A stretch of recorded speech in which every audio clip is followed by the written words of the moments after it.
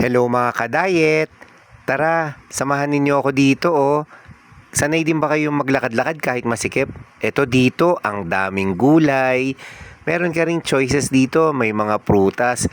Tignan mo, mas mura nga daw bumili dito kesa sa iba. Alam na ba ninyo kung nasan ako?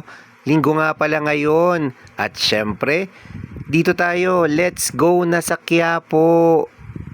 At bukod nga dun sa prutas at gulay, dito talaga yung puntahan namin pag gusto naming bumili ng daing. May iba't ibang klase kasi ng daing dito. At yan, nung napagod na ako, nakita ko ulit ito. Ito nga pala yung original dragon fruit juice. Hindi ko pa kasi talaga ito natitikman. First time ko. At yan, yung ganyang sukat din yung itatry ko sa halagang 50 pesos ang isa.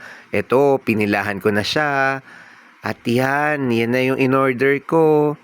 Mas okay na nga ngayong bumili rito kasi hindi na ganun kahaba yung pila.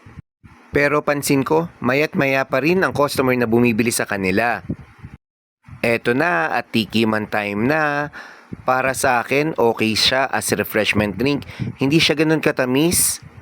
At sa ilalim nito ay hiniwa-hiwang fresh dragon fruit pieces. Till next time mga kadayet!